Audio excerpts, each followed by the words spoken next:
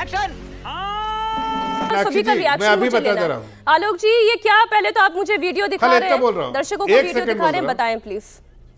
देखिए, ये वीडियो है 5 फरवरी का और ये लेह लद्दाख में लाखों लोग इकट्ठे हुए थे मोदी जी के खिलाफ। लेकिन मीडिया के साथियों को आजकल वो शायद रैलियां उस तरह की दिखाई नहीं देती, प्रोमो में भी कहीं नहीं दिखाई देगी, केवल मोदी जी का वाह वाह वाह वाह वाह वाह दिखाई देता है। वाह मोदी जी, वाह वाह। अब मैं एक एक पॉइंट का उत्तर देता हूं। धारा 370 हटी नहीं है, धारा 370 हिंदुस्तान के संविधान का हिस्सा आज भी है। अगर आप उस ऑर्डिनेंस को पढ़ेंगे 2019 वाले को, using the powers of article 370 we are making these two changes, कि हम धारा 370 की पावर्स को यूज करके 2 चेंज कर रहे हैं और उसमें 35A वर्ड भी नहीं। 1959 में जो ऑर्डिनेंस आया था उसको निरस्त करते हैं, प्लस असेंबली की जगह LG रिप्रेजेंट करेंगे। 2 सेंटेंस का ऑर्डिनेंस है।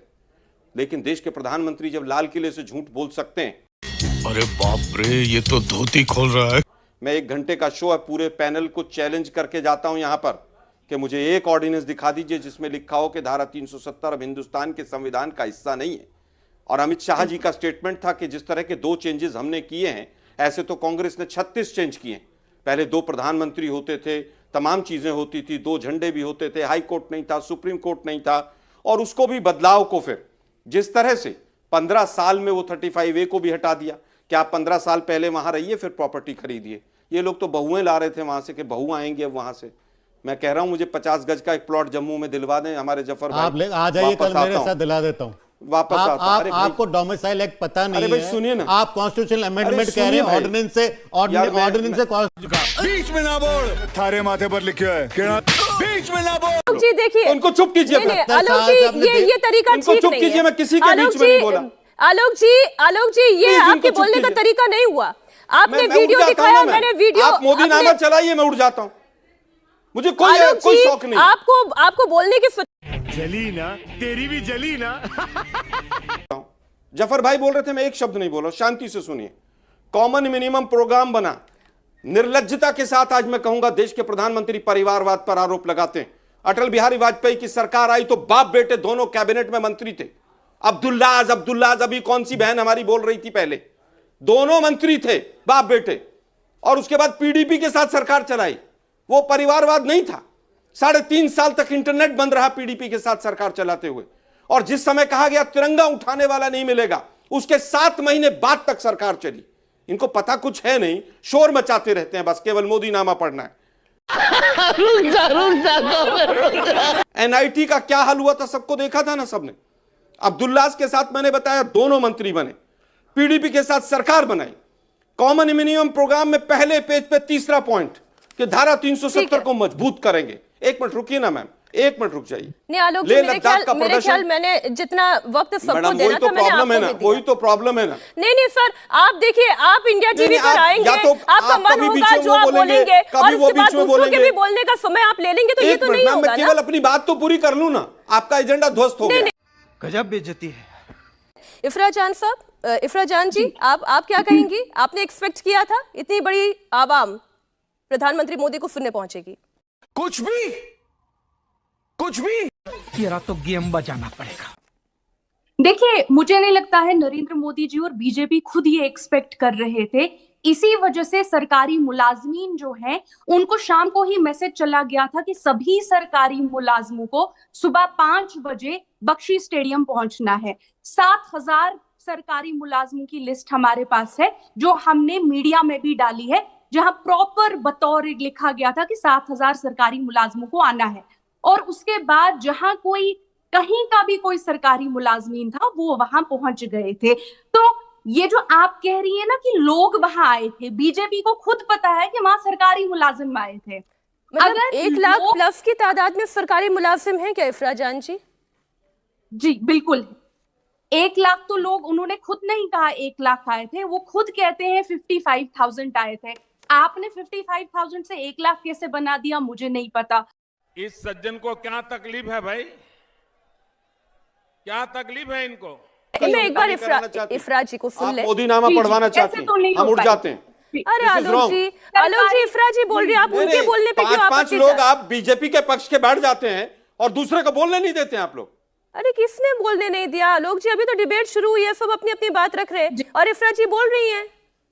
जी, पहली बात। और रोकिए, दूसरी कोई बात, बीच में बोले तो। आंगनबाड़ी वर्कर्स, जी आंगनबाड़ी वर्करों तक को बुलाया गया था, सुबह 5 बजे गाड़ी में बिठा के वहां पहुंचाया गया था कि आंगनबाड़ी का काम में रहना है तो वहां पीएम की रैली में जाना है। वो वीडियोस भी सोशल मीडिया पे वायरल है, उनको पानी तक नहीं दिया गया था। दूसरी बात, आपने इस ओपिनियन पोल की बात की जहां आपने कहा बहुत सारे लोग बीजेपी से खुश हैं। एक डेमोक्रेसी में इस ओपिनियन पोल को इलेक्शन कहते हैं, और आप जानती हैं कि लास्ट इलेक्शन जम्मू और कश्मीर में कब हुए हैं? 2014 में। अगर इतनी ही आपका ओपिनियन पोल जो है इतना ही सच्चा है तो बीजेपी जम्मू और कश्मीर के इलेक्शन से डरती क्यों है? यहाँ की आवाम को इलेक्शन में फेस करने से पिछले 5 साल से डर क्यों रही है? आपने इस वीडियो के सामने आने के बाद सवाल तो बनता ही है। लोग जी, आप वापस लौटे, इसमें बहुत स्वागत है आपका और बहुत खुशी से मैं आपका स्वागत कर रही हूँ। देखिए, मेरी पूरी कोशिश ये होती है, स्वागत है, मैं यही पूछ रहा हूँ, कईयों डिबेट हमने आपके साथ की है और बोलने का पूरा मौका मिलता है, तो इसलिए आलोक जी मन बड़ा रखें, खुला रखें, अब अपनी बात रखें। प्यारी समझ गई। देखिए, मुझे लगता है कि 2023 के लद्दाख ऑटोनोमस हिल डेवलपमेंट काउंसिल के रिजल्ट में मेरे पास हैं। बीजेपी कहां से जीत गई मुझे नहीं पता, कौन कौन क्या झूठ बोल के चला जाता है चैनल्स पे। इन्होंने पूरी तरह से वहां पर कांग्रेस और नेशनल कॉन्फ्रेंस के साथ मिलकर वहां पर डीडीसी बना है, डिस्ट्रिक्ट डेवलपमेंट काउंसिल, और तमाम मीडिया ने कहीं पर नहीं दिखाया। बीजेपी जीतती तो बड़ी वाहवाह होती। ये 2023 के रिजल्ट में सामने लेके बैठा हूं। मुद्दे की बात यह है, 1 घंटे का शो मैंने चैलेंज किया था कि धारा 370 हट गई। 5 बुद्धिजीवी बैठे हैं यहाँ पर, मुझे बता दीजिएगा अगर कागज किसी को अगले 2 साल में भी मिल जाए तो मैं लेने के लिए और माफी मांगने के लिए तैयार रहूंगा। जहां तक बात है पूरी तरह से कि अगर बहुत अच्छा वहां शांति है और सब कुछ चंगासी वहां पर मोदी जी की भाषा में, तो 10 साल से चुनाव क्यों नहीं हो रहे वहां पर? सब चंगासी राज्य का दर्जा क्यों मिल रहा है? नहीं मिल रहा है। सुप्रीम कोर्ट को क्यों कहना पड़ रहा है कि चुनाव होने चाहिए? क्या इस सरकार के अंदर थोड़ी सी भी लज्जा है कि अगर अच्छे हैं तो लोगों के लोकतांत्रिक अधिकार मिलने चाहिए? सुप्रीम कोर्ट में जाकर सुप्रीम कोर्ट को डायरेक्शन सरकार को क्यों देनी पड़ रही है? लेकिन शायद मीडिया के साथ ये सवाल नहीं पूछेंगे। मैं केवल ये पूछना चाहता हूं, परिवारवाद परिवारवाद परिवारवाद, मैंने 2 चीजें एग्जाम्पल आपको दिए पिछले वक्तव्य में कि नेशनल कॉन्फ्रेंस के साथ केंद्र सरकार में बाप बेटे दोनों मंत्री बनाए अटल जी की सरकार में, जब परिवारवाद नहीं था। पूरी जिंदगी पूरी तरह से बीजेपी और आरएसएस लड़ते रहे अब्दुल्ला फैमिली से। पहली बार केंद्र में सरकार बनाई तो उनको दोनों को मंत्री बनाया। अब पहली बार जम्मू कश्मीर में सरकार बनाई तो वहां पर परिवारवादी पार्टी जिसको कहते हैं ये, उन्हीं के साथ बनाई। और वहीं पर मुफ्ती जी बैठे हुए थे, जब कहा गया उन्होंने पाकिस्तान का धन्यवाद दिया, मोदी जी उसी मंच पर बैठे हुए थे। कैसे कैसे लोग रहते हैं यार यहाँ पर। साला तुमको पागल कुत्ते का गाड़ी उठा के ले जाएगा, बता रहे हैं हम। अब मैं केवल ये पूछना चाहता हूं, 2 योजनाओं के नाम बता दीजिए। मैं 4 बताऊंगा जो मनमोहन सिंह सरकार ने शुरू की थी। कश्मीरी पंडितों के लिए इन्होंने कोई 2 योजनाएं शुरू की हो वो बता दीजिए। पहली बार हुआ है कि कश्मीरी पंडितों के जो वहां पर कैंप हैं उनके अंदर लाठीचार्ज हुआ है, उनको राशन नहीं मिला। कश्मीरी पंडित की बात की सर, मैं इसी पर ले लेती हूं, मैं इसी पर जवाब ले लेती हूं। एक अंतिम बात कहना हूं, अंतिम बात कहना हूं। सर, एक योजना थी उड़ान योजना, जफर भाई तो राज्यसभा में भी रहे, बताएं जरा क्या थी वो और क्यों बंद कर दी इन्होंने? उसमें 5000 बच्चे हर साल जम्मू कश्मीर के पूरे देश में पढ़ते थे। तमाम योजनाएं बंद हैं। एनआईटी में कितने बच्चे हैं वहां पर? इस बार एनआईटी में लाठीचार्ज हुआ था, इंडिया टीवी ने भी दिखाया था, बच्चों की हड्डियां तोड़ दी गई थी मार मार के मोदी जी की पुलिस ने वहां पर। आज कितने बच्चे एनआईटी मुझे बहुत खुशी है आलोक जी, जो ये अभी आपने अंतिम लाइन बोली ना कि खबर थी तो इंडिया टीवी ने भी दिखाई थी, मुझे बहुत खुशी है कि आपने ये बात। बहन डर गई, बहन डर गई, बहन डर गई। और सवाल आपके सामने रखती हूँ, आज की तारीख में अगर कश्मीर में चुनाव हो जाते हैं तो क्या आपको लगता है कि कश्मीरी आवाम का साथ अब पीडीपी या नेशनल कॉन्फ्रेंस या कांग्रेस से हटकर धीरे धीरे उनका मन बदल रहा है?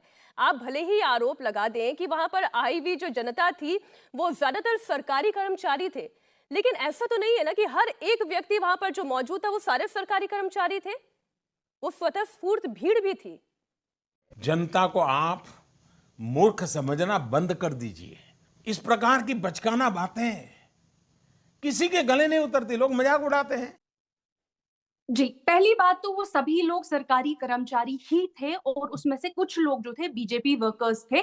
हमने जैसा बार-बार कहा, हम आपको लिस्ट देने को तैयार हैं। वो आप उसको एक बात। दूसरी बात, आप कहती हैं जम्मू और कश्मीर में चुनाव होंगे तो क्या बीजेपी जीतेगी? अगर बीजेपी जीतती तो शायद बीजेपी ने खुद चुनाव करा लिए होते। पहली बार हमारे देश की तारीख में ऐसा हुआ है कि सुप्रीम कोर्ट को कहना पड़ा कि चुनाव कराओ, 5 साल से चुनाव क्यों नहीं करा रहे। ये तो सुप्रीम कोर्ट की बात बीजेपी मानेगी या नहीं, आज तो हमको ये भी नहीं पता। तो ये कहना कि क्या बीजेपी जीतेगी, ये बताइए, क्या बीजेपी चुनाव से आज फिर से भागेगी या आज 5 साल बाद कहेगी चलो शायद इतना डरने की जरूरत नहीं है, लोगों को फेस कर ही लेते हैं, शायद हम जीत सकते हैं। ऐसे तो नहीं होता है। चुनाव में जीतेगा कौन वो तो बाद में होता है। चुनाव से भाग रही है बीजेपी। लास्ट इलेक्शन हुए हैं 2014 में। तीसरी बात, अमित रैना जी कहते हैं लास्ट इलेक्शन कब हुआ था? अभी 2 महीने पहले की बात है। लद्दाख में, करगिल में पोल्स हुए। 26 में से नेशनल कॉन्फ्रेंस और हमारे एलाइज ने 23 सीट्स ली। बीजेपी 3 सीटों पे आ गई और आप कहती हैं कि बीजेपी बहुत स्ट्रांग है। उससे पहले जो डीडीसी इलेक्शन हुए थे, जो अमित रैना जी ने अभी बात की थी, 70% सीटें नेशनल कॉन्फ्रेंस और हमारे एलाइज ने ली थी। 70%। ये तो लेटेस्ट न्यूज़ है। करगिल में 370 हटाने के बाद तो वहां के लोग आपके हिसाब से उनको सपोर्ट करते हैं। तो सवाल ये है कि अब तो करगिल से 370 हट गया, तो वहां बीजेपी 26 में से 3 सीटों पर क्यों आ गई? और बुद्धिस्ट एरियाज में भी बीजेपी को डिफीट मिली। ठीक है, तो क्या जीत जफर जी, इलेक्शन कराएंगे?